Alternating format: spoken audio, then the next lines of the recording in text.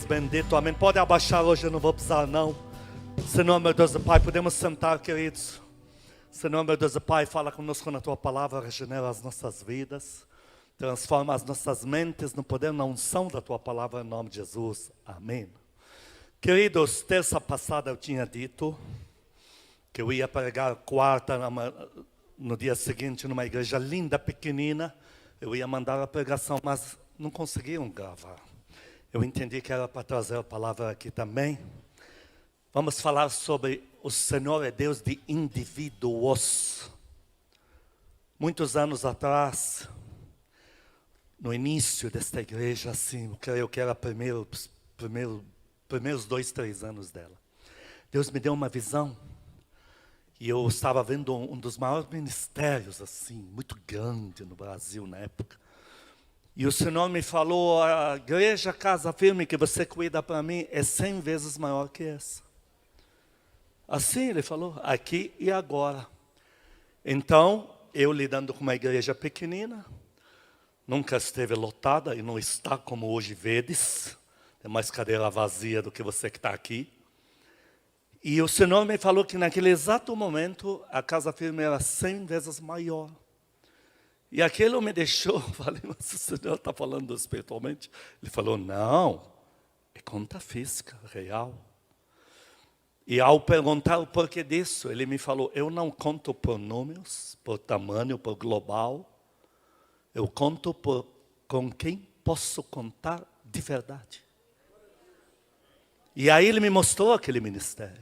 Ele falou, olha de novo, era tudo cadáveres, gente morta. Atrás de tocar não sei o que, em objeto, em tal, não tinha nada de vida de espírito. E ele me falou, me deu uma porcentagem de salvos na época da Casa Firme. E não era uma porcentagem de 10%, 20%, 30%, 40%, muito mais.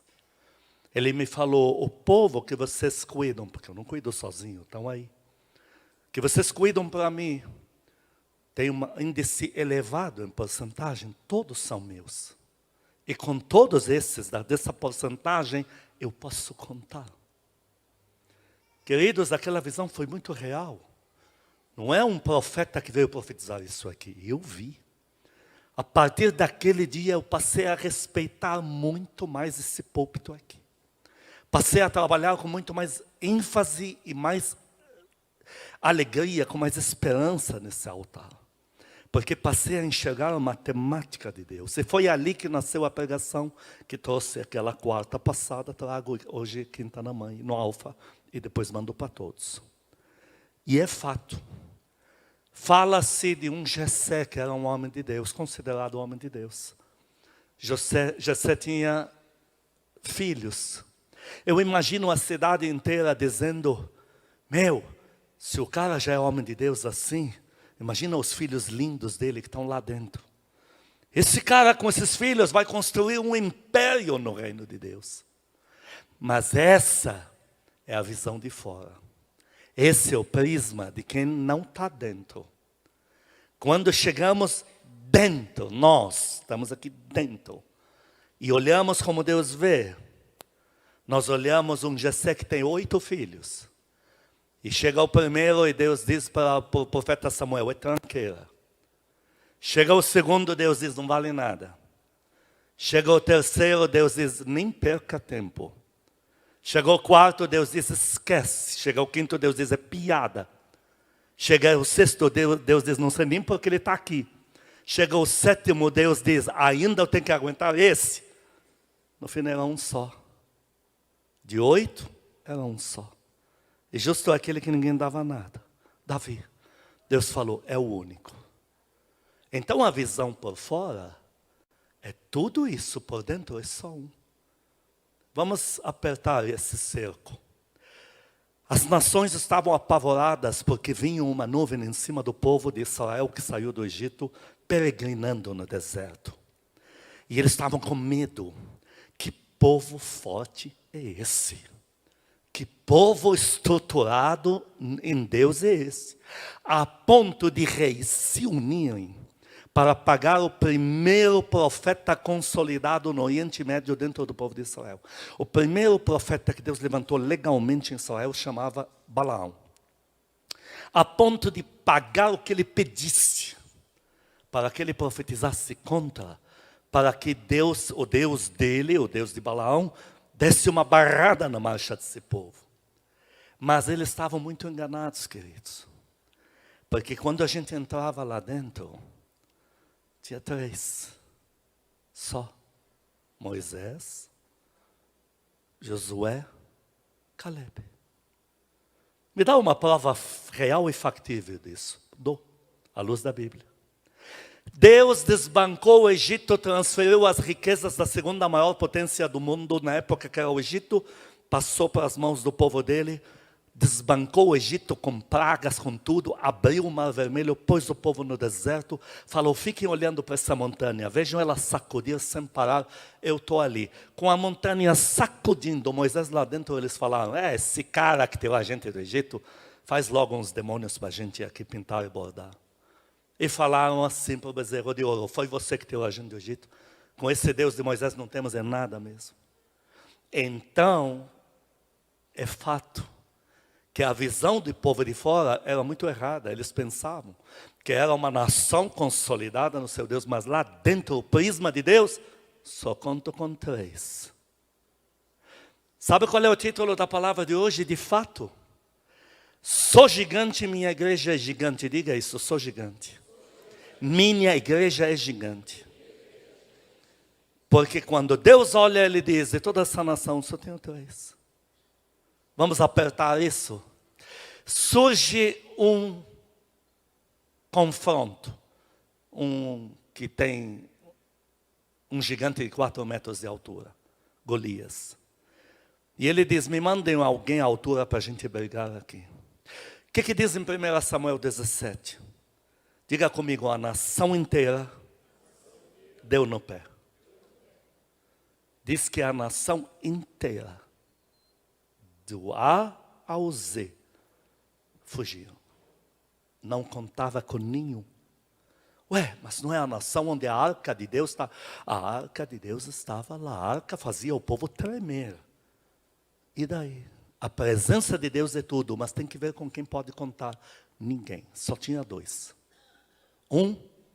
O profeta Samuel. E eu tenho certeza que o profeta já ia lá.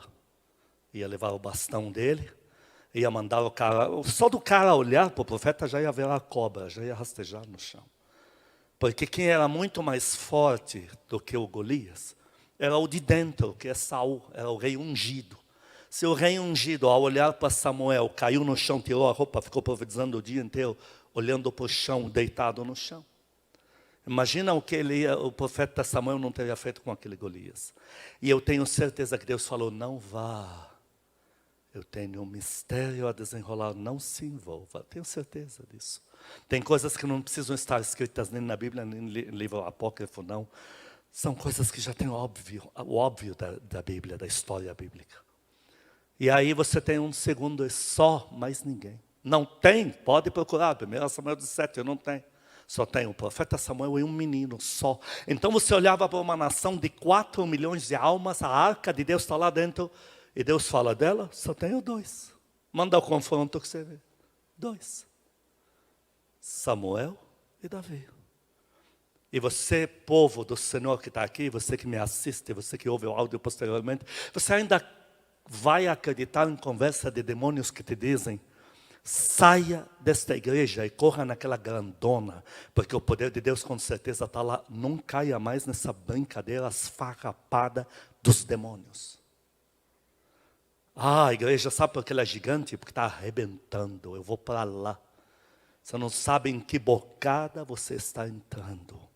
Não estou dizendo que toda igreja grande tem que ser assim. Mas eu estou dizendo: vigie para ver o porquê que uma igreja é muito grande. Satanás quer desarraigar você na tua igreja e também você não sai da tua para vir aqui, porque aqui tem mais cadeira vazia do que esse povo. Não sei nem como veio, porque quase nem eu vim hoje. Você fica na sua. Mas olha, Satanás vai fazer muito disso. Sai daí, tua igreja é pequena, porque não tem poder de Deus, não tem aval, não tem aprovação de Deus. Toma cuidado, isso se chama doutrina de prosperidade. É coisa feita pelos demônios para corromper a nossa mente. Para a gente só olhar resultados e julgar por resultados e esquecer o que chamamos de unção. Igreja séria é muito difícil de crescer hoje. Se ela for do cão, ela lota rápido. Se ela fizer coach evangélico, então, os demônios empurram todo mundo para dentro e querem empurrar você, inclusive. Como o Senhor Jesus falou, no meu reino, poucos são os que acertam a porta. Por isso, não olhe mais tamanho de igreja. Ah, o culto está vazio. Eu acho que Deus não está lá. Será que o culto não está vazio porque está falando de santidade e pôr a vida em ordem? Não? Dá glória a Deus bem forte aqui. Porque com Davi ninguém queria andar. E era o único que estava fazendo o que Deus quer. Um desses domingos nós vamos falar sobre um tema, um título específico, mas deixa eu te adiantar. Pecado é pecado mesmo que todos façam. E daí que todos fazem? É pecado. E destino final, todos vão para o inferno. Mesmo que todos façam.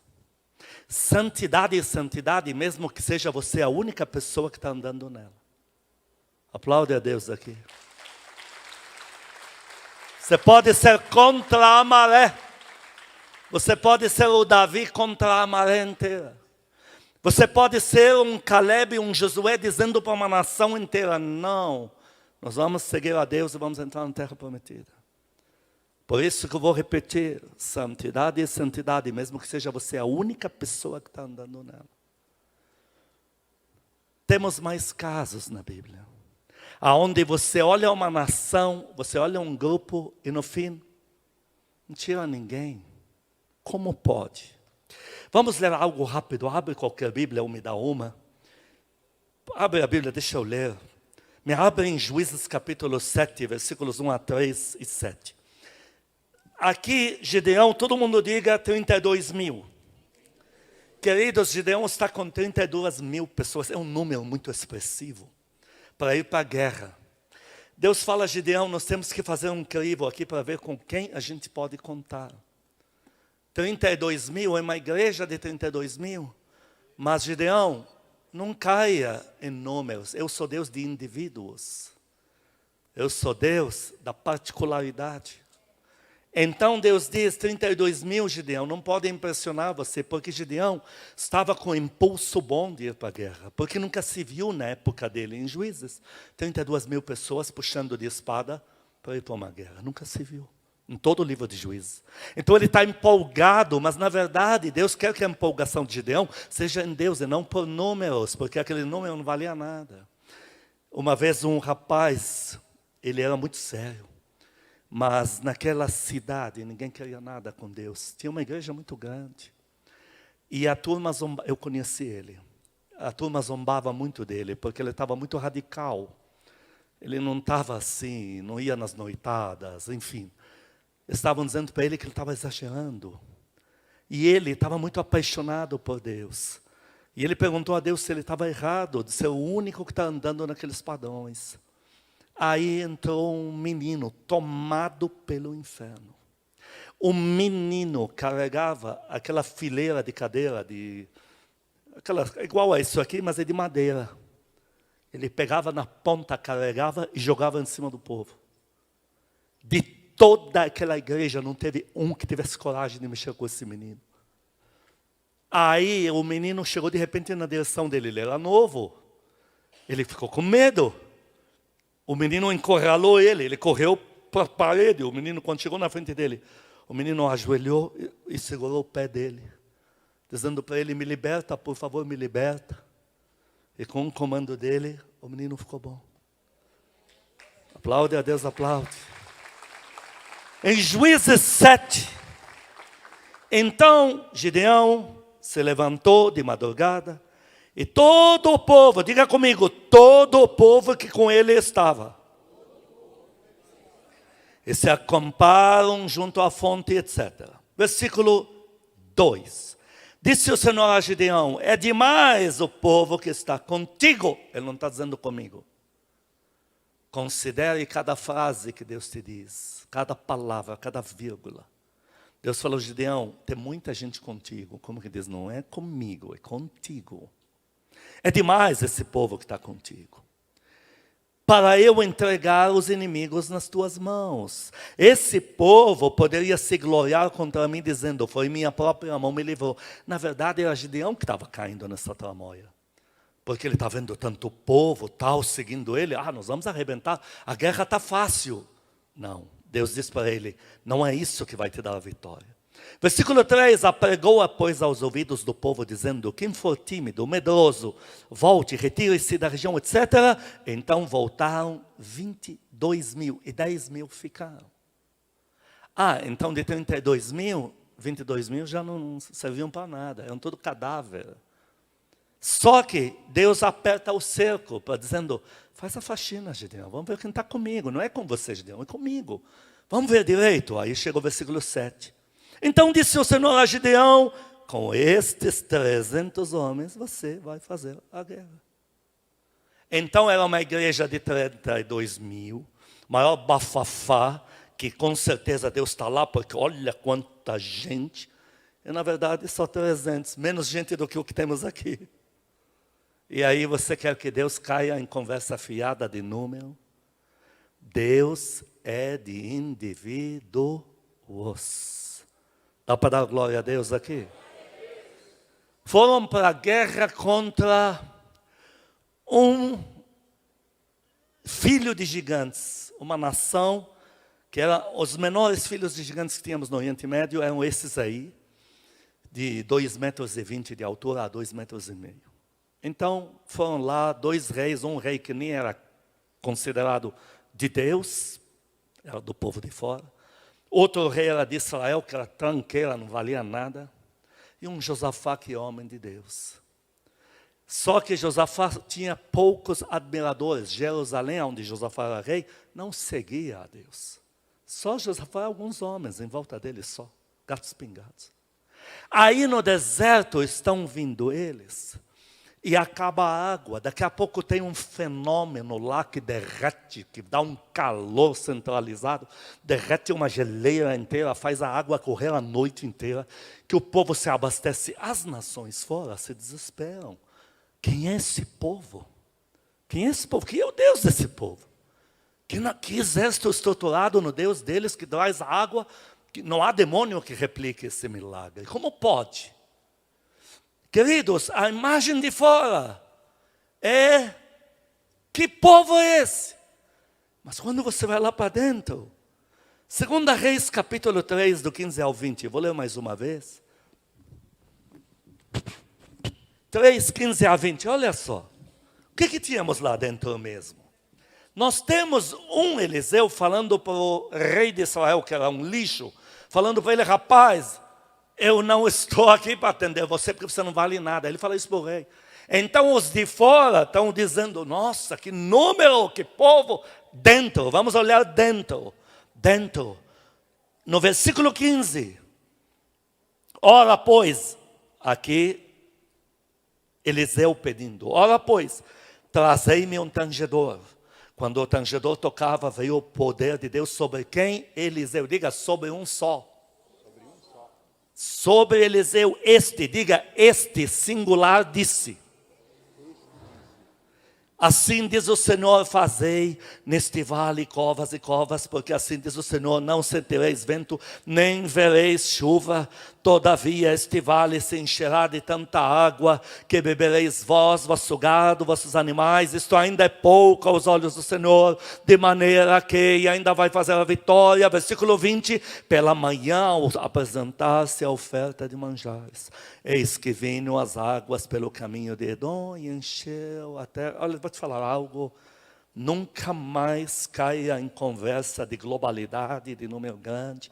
Pastor, mas o porquê realmente dessa pregação? É para você parar de se menosprezar, você é gigante. Está muito difícil achar por aí gente como você. Aplaude a Deus, aplaude.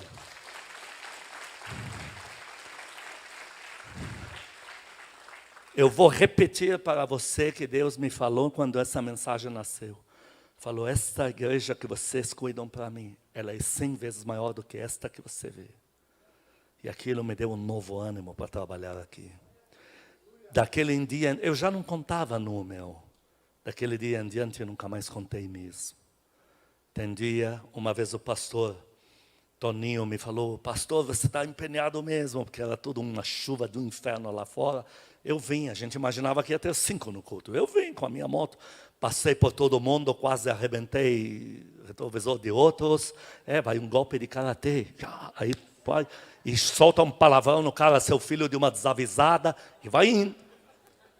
Porque eu aprendi a não olhar mais números e globalidade. Você tem muito valor. Eu vou repetir a frase, porque ele me falou ela lá atrás. Ele falou para mim: está difícil achar líder como você. Eu nunca mais olhei para mim no espelho como me via, até depois daquela palavra.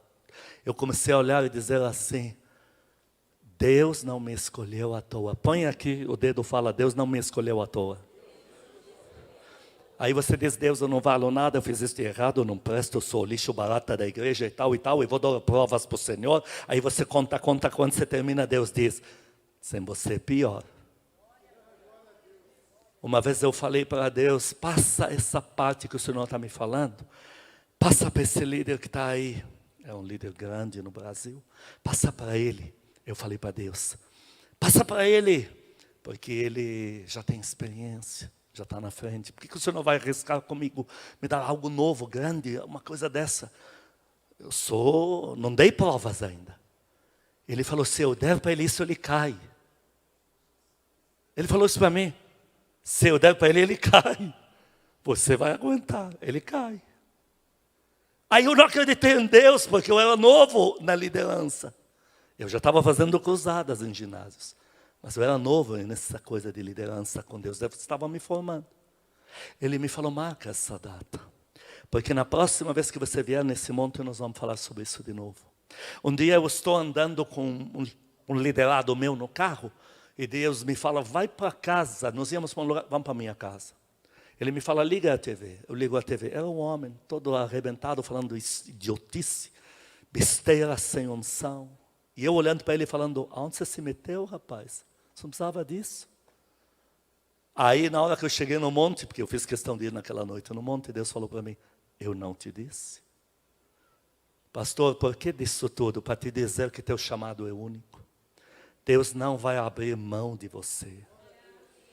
Para com essa história de olhar tamanhos e tal. Olhe para você e entenda que Deus tem um mistério contigo. Quando Deus te liberou promessas, Ele sabia muito bem o que Ele estava fazendo.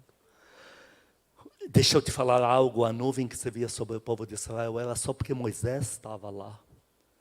O que Deus está fazendo na tua vida é algo único. Ame tudo que você tem. Ame tua igreja aí. Ame tua igreja. A minha igreja tem 10 membros. Eu fui pregar numa de 20. Não tinha 20? Pastor Maílio foi quarta-feira. Tinha 20. Saí de lá 10h30. Eu preguei mais do que eu prego aqui de tempo. Fiquei lá, cheguei cedo. Mais cedo do que eu chego aqui. Isso foi quarta passada. Então não tem esse negócio de 5, de 10. Deus está olhando pessoas em quem possa depositar o poder e as promessas dEle. Eu te pergunto: Deus pode ou não contar com você? Deus pode contar com você? Põe a mão no coração, diga para Ele: Senhor Jesus, pode contar comigo. Diga: eu mesmo, eu mesma. Hoje eu entendo, à luz da Tua palavra, quem sou para Ti. Conta comigo. Eu sou do Teu lado. Eu sou do lado do Senhor. E não abro mão disso. Em nome de Jesus. Queridos, o que se faz com uma moeda? 2. Nada para manter o ministério. A única pessoa que o Senhor destacou que podia contar era uma viúva pobre. Num gasofilácio, as moedas maiores é a moeda, porque antigamente o valor da moeda era pelo ouro ou pela prata, que possuía, ou pelo bronze. Então, para ser uma moeda peso pesado dos imortais, ela faz barulho ao descer no gasofilácio. Faz um eco, todo mundo ouve. Então os ricos soltam assim, vai aquela enxurrada lá para dentro e aquilo satura o ambiente.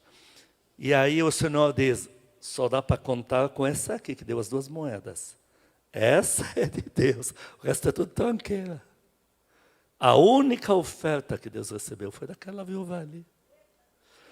O que você faria com uma criança com um pouquinho de pão e peixe para 20.000 pessoas? O Senhor falou, dá. Pergunta para esse menino se ele dá isso para a gente. Pergunta se a gente pode contar com ele. Dou. Porque não tinha mais pão, não tinha mais peixe. Lembra? O povo para voltar para casa vai morrer no meio do caminho. Por que vai morrer? Mas 2, 3 dias sem comer morre. É naquele deserto, sol dos quintos dos infernos, onde o sol bate nas pedras e volta o calor, ele forma uma pressão. A pressão do corpo sem comida, ela derruba, morre sim. A criança poderia dizer, tio, já estou com fome, eu tenho que voltar 3 dias. E o que o menino falou? Está aqui. Vai aplaudir ou não vai? Está aqui. Ele poderia dizer, eu não tenho idade para isso. Ele não podia dizer, eu não tenho idade para isso. Eu sou menino. Não, está aqui. E foi a única coisa que Deus precisava contar com ele para fazer aquele milagre todo. Pastor, o que Deus quer fazer comigo? Algo único. Começa a pensar assim, comigo está ruim, mas semeia é pior. Está fácil a equação? Eu sempre falo para os primogênitos, semeia é pior. Senão eu sumo, quero que eu vá um ano para o Líbano. Vou agora. Se Deus não pesar a mão em mim, eu viajo hoje. Porque Ele está de olho em mim, para eu fazer a campanha para Ele, não posso sair daqui. Mas deixa eu te falar algo. Sem você é pior. Lá em casa, todos falam que eu sou o problema. Olha, eu vou te abrir meu coração, se todos estão falando porque você é. Mas sem você é pior. Porque é com você que Deus está contando para orar, para clamar, para ver o culto e validar, para encher um papel e colocar na urna.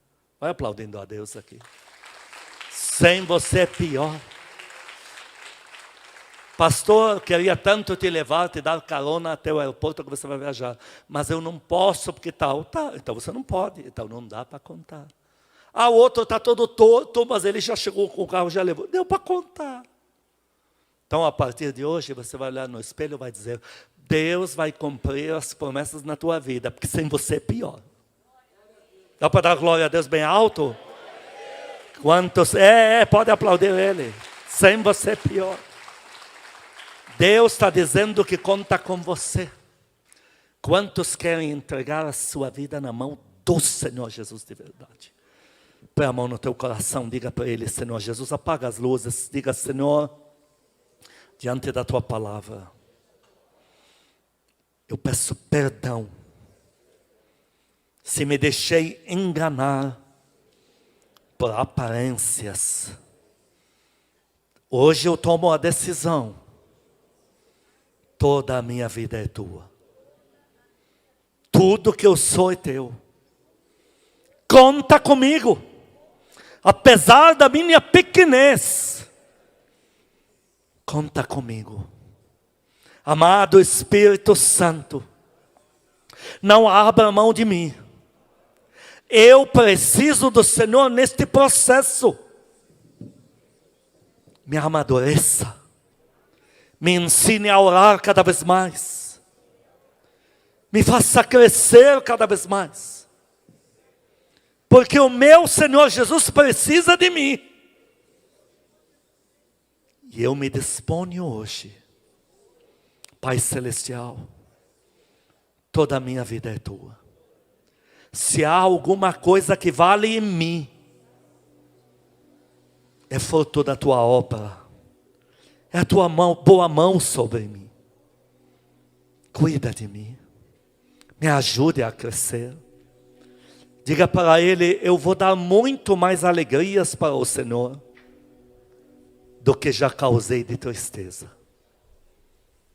Outra vez eu vou dar muito mais alegria para o Senhor do que um dia já causei de tristeza.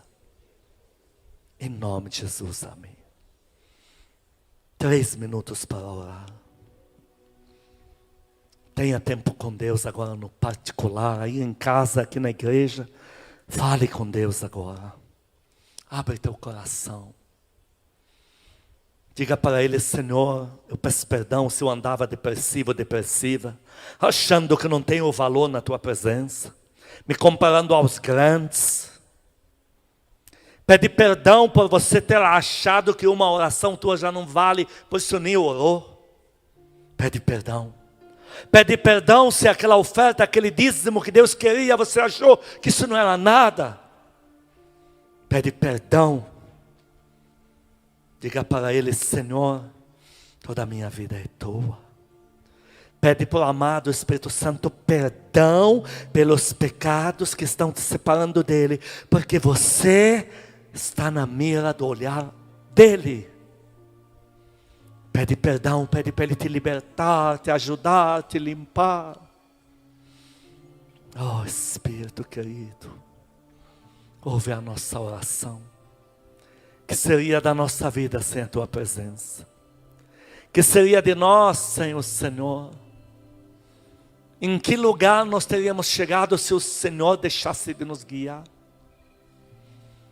Ninguém aqui, meu Pai, ninguém tem autoridade para levantar o dedo dizendo: eu tenho algum valor por mim mesmo. Nós dependemos da Tua graça. Dependemos da Tua misericórdia, ó Deus. Flua no meio do Teu povo, flua nas casas, flua em cada ambiente em que o Senhor agora é invocado. Oh Espírito, eu sei, Ele está me dizendo que Ele te ama. Ele está me dizendo que Ele tem os olhos fixos em você. Sim, Espírito, eu sei, eu sei. O Senhor tem escolhido os teus a dedo nesses dias. Conta conosco, Senhor. Coloca-nos nesse hall, nesse pool, nesse grupo que o Senhor selecionou a dedo. Coloca-nos, Pai, é pela Tua graça. Oh Espírito, reverdece-nos, renova-nos, rejuvenesce-nos, ensina-nos. Bem-vindo neste lugar. Atende a oração dos Teus filhos, oh Deus, atende.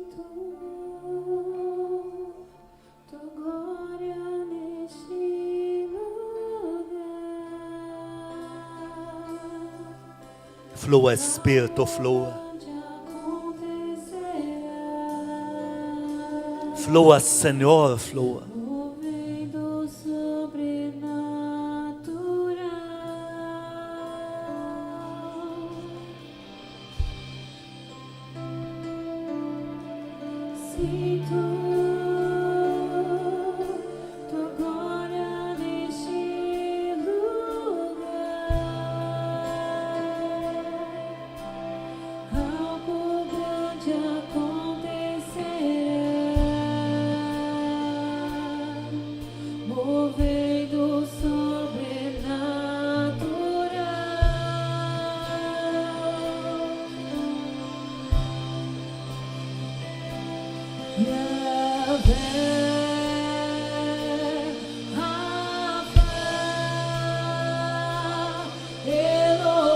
Sim, sim, sim, Espírito, sim.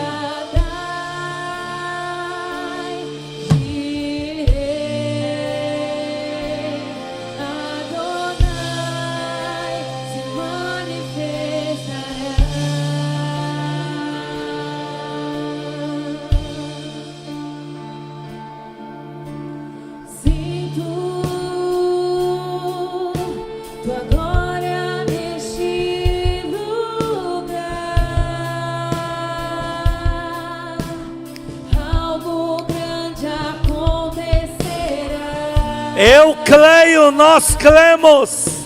Movendo sobrenatural.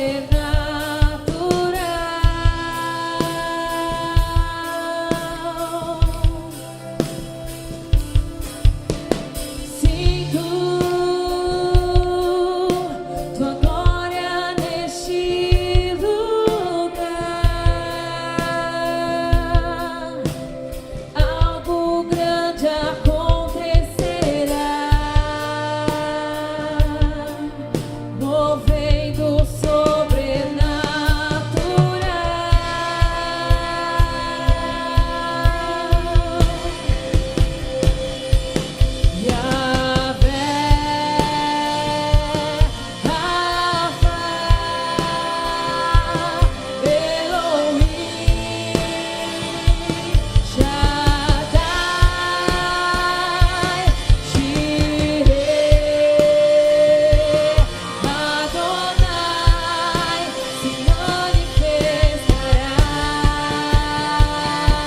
Sim, sim.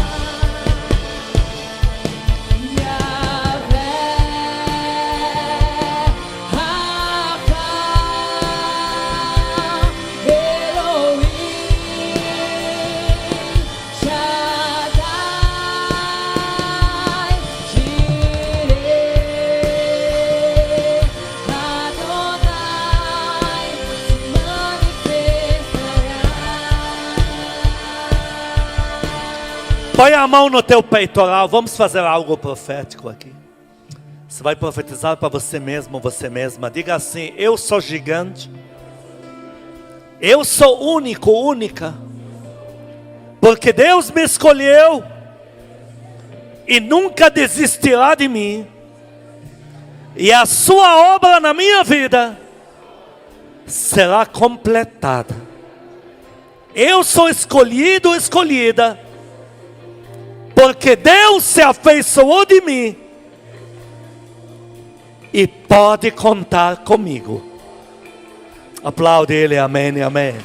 Que o amor de Deus Pai, as santas consolações do Espírito Santo, a graça eterna do nosso Senhor Jesus Cristo sejam com os amados e com todo o povo que ama a Cristo na terra de hoje para todos sempre.